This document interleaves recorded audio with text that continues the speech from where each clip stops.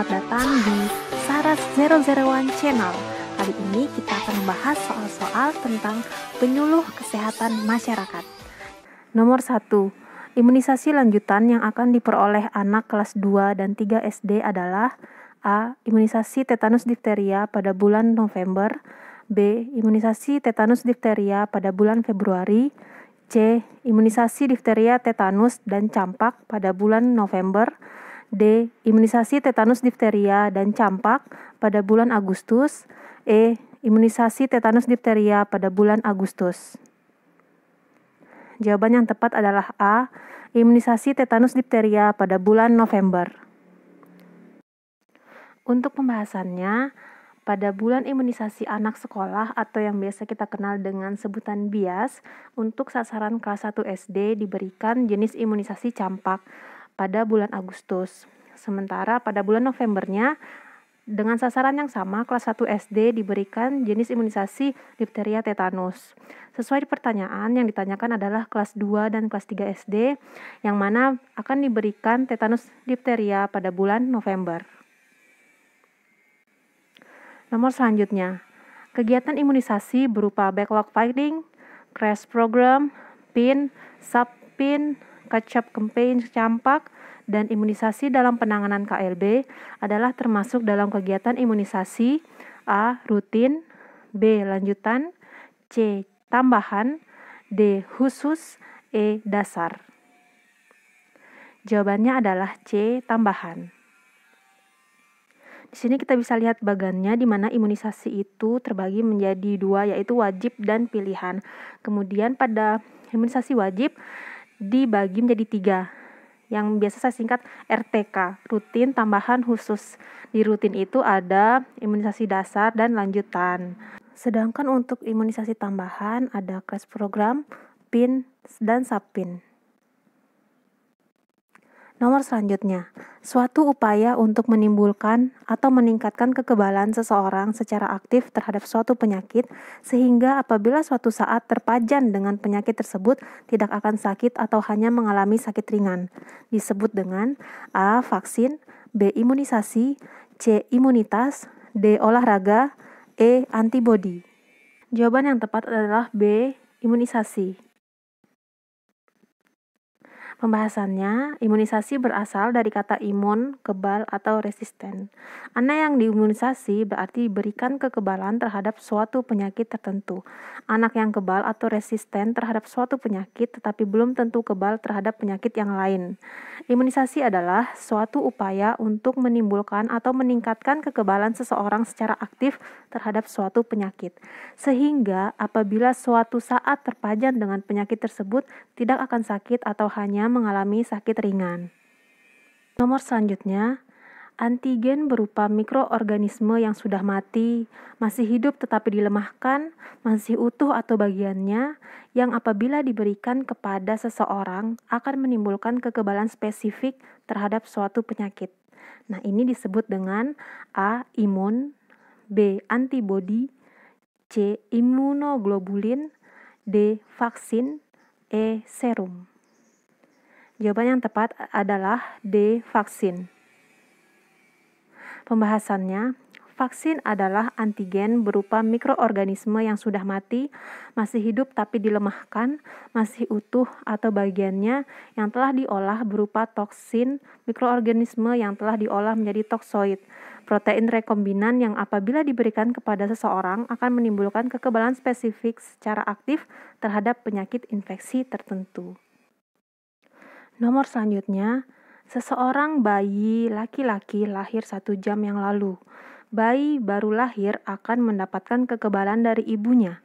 Maka bayi tersebut mendapat A. Kekebalan aktif alamiah, B. Kekebalan pasif buatan, C. Kekebalan aktif buatan, D. Kekebalan dari serum, E. Kekebalan pasif alamiah.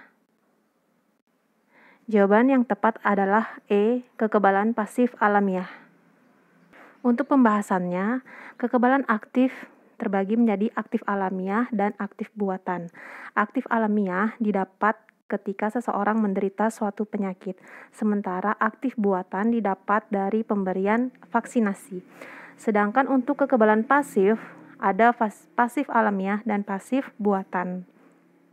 Nah, pasif alamiah ini didapat dari ibu melalui plasenta saat masih berada dalam kandungan. Selain itu, diperoleh juga dari kolostrum atau air susu pertama. Untuk kekebalan pasif buatan, diperoleh dengan cara menyuntikkan antibodi yang diekstrak dari satu individu ke tubuh orang lain sebagai serum. Nomor selanjutnya, tujuan umum pemberian imunisasi adalah A. Tercapainya target Universal Child Immunization secara merata pada bayi di seluruh desa atau kelurahan. B. Menurunkan angka kesakitan, kematian, dan kecacatan akibat penyakit yang dapat dicegah dengan imunisasi. C. Terselenggaranya pemberian imunisasi yang aman serta pengelolaan limbah medis. D. Tervalidasinya eliminasi tetanus maternal dan neonatal. E. Eradikasi polio pada tahun 2015. Jawaban yang tepat adalah B. Menurunkan angka kesakitan, kematian, dan kecacatan akibat PD3I. Untuk pembahasannya, tujuan umum dari imunisasi adalah menurunkan angka kesakitan, kematian, dan kecacatan akibat PD3I. Sementara yang lainnya yang ada di pilihan itu merupakan tujuan khusus. Oke, nomor selanjutnya, vaksin harus disimpan pada suhu tertentu. Untuk vaksin yang sensitif beku harus disimpan pada suhu bla bla bla dan bla bla bla untuk vaksin sensitif panas. Pilihannya A. 2 sampai dengan 8 derajat Celcius dan minus 15 sampai dengan minus 25 Celcius. B. Minus 15 sampai minus 25 dan 2 sampai 8 derajat Celcius. C. Minus 2 sampai 8 derajat Celcius dan minus 15 sampai dengan minus 20 derajat Celcius. D. Minus 15 sampai 25 derajat Celcius dan 2 sampai dengan minus 8 derajat Celcius. E. 2 sampai 8 Celcius dan minus 15 sampai dengan minus 20 derajat Celcius. Jawaban yang tepat adalah A. 2 sampai dengan 8 derajat Celcius dan minus 15 sampai dengan minus 25 derajat Celcius untuk vaksin sensitif panas. Untuk pembahasannya, vaksin harus disimpan pada suhu tertentu. Untuk vaksin yang sensitif beku disimpan pada suhu 2 sampai dengan 8 derajat Celcius. Sementara untuk vaksin yang sensitif panas disimpan pada suhu minus 15 sampai dengan minus 25 derajat Celcius. Nomor selanjutnya, di bawah ini merupakan vaksin yang sensitif terhadap panas, yaitu vaksin A. Difteri tetanus, B. Tetanus toksoid, C. Polio, D. Hepatitis B, E. DPT, HB, HIV. Jawaban yang tepat adalah C. Polio. Untuk pembahasannya, ada 2 jenis vaksin berdasarkan sensitivitasnya terhadap suhu. Yang pertama adalah vaksin yang sensitif terhadap beku, dan yang kedua adalah vaksin yang sensitif terhadap panas. Nah, untuk vaksin yang sensitif terhadap beku ini sebaiknya disimpan pada suhu 2-8 derajat Celcius. Vaksin-vaksin itu seperti vaksin difteria tetanus, tetanus toksoid, tetanus difteria, hepatitis B, DPT, HB, dan HIV. Kemudian untuk vaksin yang sensitif terhadap panas, baiknya itu disimpan di suhu minus 15 sampai minus 25 derajat Celcius, seperti vaksin campak, polio, dan BCG. Nomor selanjutnya, pemantauan merupakan salah satu fungsi yang sangat penting dalam manajemen program imunisasi. Yang tidak termasuk pemantauan dalam program imunisasi yaitu A. Pemantauan wilayah setempat, B. Data quality self-assessment, C. Effective vaccine management, D. Survei cakupan, E. Supervisi suportif. Jawaban yang tepat adalah D. Survei cakupan. Nah, untuk pemantauannya itu memiliki beberapa alat pemantauan, yaitu A. Pemantauan wilayah setempat atau yang dikenal dengan sebutan PWS.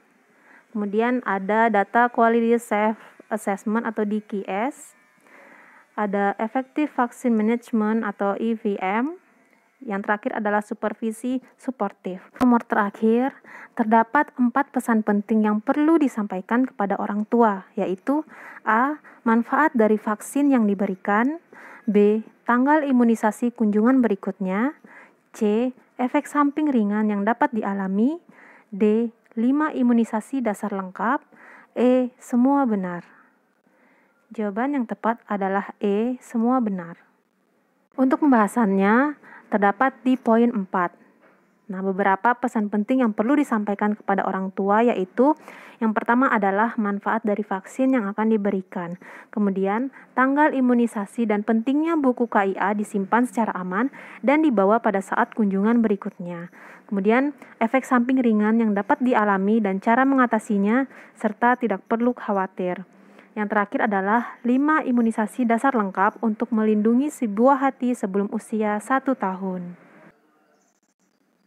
Oke, berikutnya adalah ada jadwal imunisasi untuk bayi usia 0 sampai 11 bulan. Nah, untuk bayi yang baru berusia 0 sampai 7 hari akan diberikan hepatitis B. Kemudian pada saat bayi berumur 1 bulan akan diberikan BCG dan polio 1. Kemudian 2 bulan akan diberikan polio 2 dan DPT HB HIP 1. Dan seterusnya sampai bayi berusia 9 bulan akan diberikan campak. Kemudian ada jadwal imunisasi lanjutan pada batita. Untuk usia yang 18 bulan akan diberikan imunisasi lanjutan berupa DPT, HB, dan HIP. Kemudian pada umur 24 bulan akan diberikan imunisasi campak. Untuk jadwal imunisasi bias atau bulan imunisasi anak sekolah, untuk anak kelas 1 SD akan diberikan imunisasi campak dan difteria tetanus. Kemudian untuk anak kelas 2 dan anak kelas 3 SD akan diberikan tetanus difteria. Jadwal imunisasi lanjutan untuk tetanus neonaturum. Selanjutnya ada alat pemantau vaksin. Untuk vaksin yang memiliki warna perseginya itu lebih terang dari warna gelap di sekelilingnya itu masih dapat digunakan, yang penting belum kadaluarsa. Kemudian apabila warna perseginya itu sama dengan warna di sekitar lingkaran atau malah lebih gelap, itu vaksin jangan digunakan sekalipun vaksin tersebut belum kadaluarsa. Tapi sudah berwarna seperti kondisi C dan D, sebaiknya jangan digunakan. That's all kawan-kawan. Demikian 10 soal yang sudah kita bahas bersama. Terima kasih sudah menonton sampai habis. Tunggu soal-soal berikutnya ya. Terima kasih.